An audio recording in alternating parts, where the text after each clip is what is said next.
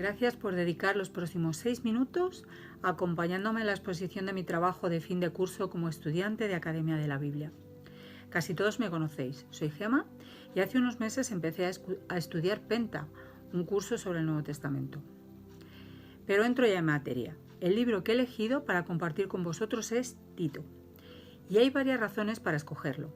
Creo que nunca he oído una exposición acerca de esta carta. No tiene ningún versículo de esos famosos. Y tal vez por el ser el santo más pequeñito, santito, pues me ha robado el corazón. Tito es mencionado hasta 13 veces en diferentes cartas de Pablo. En Gálatas, en 2 de Corintios, en 2 de Timoteo. Y descubrimos que era un joven griego decidido y muy hábil en la resolución de conflictos. Pertenecía a la segunda generación de apóstoles que no tuvieron la oportunidad de ver a Jesús con sus propios ojos y escucharon de la predicación de los primeros apóstoles, los que sí vieron a Jesús. Os pongo en el contexto de esta carta. Su autor es el apóstol Pablo y la escribe desde Nicópolis, sobre el año 66-67 después de Cristo. Tito en ese momento está en Creta. En la primera carta de Timoteo, en el capítulo 4, versículos 16 y 17, vemos que Pablo le deja allí para que corrigiese lo deficiente, según podemos leer en Tito 1:5. Creta era un lugar estratégico para la difusión del Evangelio, ya que por su situación en el mar Egeo, entre Italia y Jerusalén, era un lugar de paso para muchas personas por sus numerosos puertos. Pero en esta isla griega, que era conocida en su época por su corrupción, peligrosidad, violencia y lujuria, pues muchas de estas cosas se colaron en la iglesia, además de los falsos maestros, que era uno de los problemas más importantes que Tito debía resolver, ya que se encargaban de confundir a la iglesia con sus enseñanzas. Algunas características de estos líderes corruptos eran su rebeldía, porque rechazaban la verdadera doctrina impartida por Pablo, que por cierto no le daban ninguna autoridad, y además eran mentirosos, legalistas, codiciosos, desobedientes, en fin, unas perlas. La estructura de esta carta es sencilla. Podemos ver 3 partes.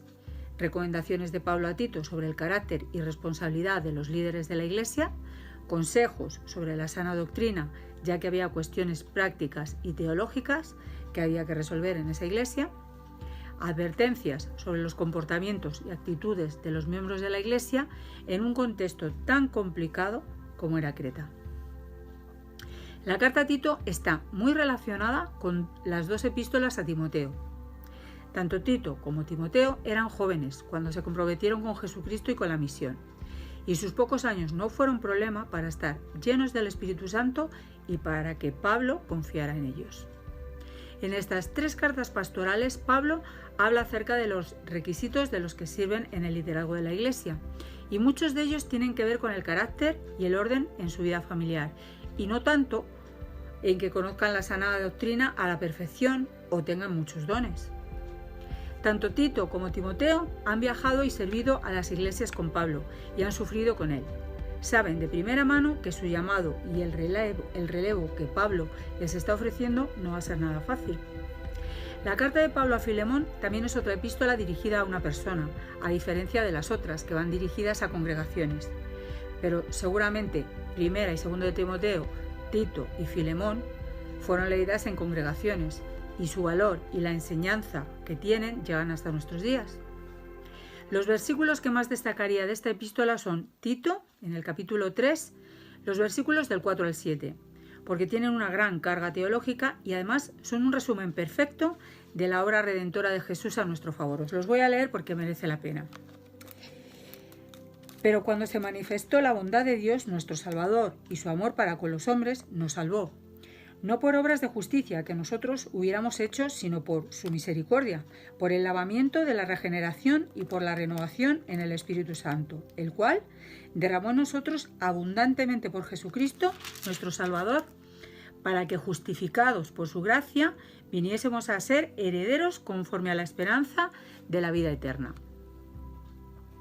Esta carta es muy importante para nosotros hoy, porque nuestra sociedad actual es muy similar a la cultura y costumbres y maneras de comportarse de los cretenses. Muchas de estas formas se están colando en la Iglesia: comportamientos, lenguaje, valores, costumbres, y el llamamiento a ser diferentes y a demostrar la sana doctrina con nuestras actitudes y comportamientos es fundamental. Nos está animando a ser una comunidad contracultural que nos diferencie de los que aún no conocen al Señor y seamos sal y luz en medio de nuestra sociedad, viviendo en los valores del reino. También podemos ver que Pablo no da una de sus famosas listas enumerando las capacidades y superconocimientos en la doctrina que deben tener los líderes, enmarcados en grandes estructuras. Más bien, a la hora de elegir el liderazgo, recomienda a Tito que los responsables sean ejemplo de bondad, hospitalidad, misericordia, buen gobierno de su casa, fidelidad al Señor y que tengan el carácter de Cristo. Esta carta me ayuda a entender que lo importante es practicar la sana doctrina, que consiste en tener una actitud y un comportamiento conforme al corazón de Dios. Muchas gracias por estar ahí.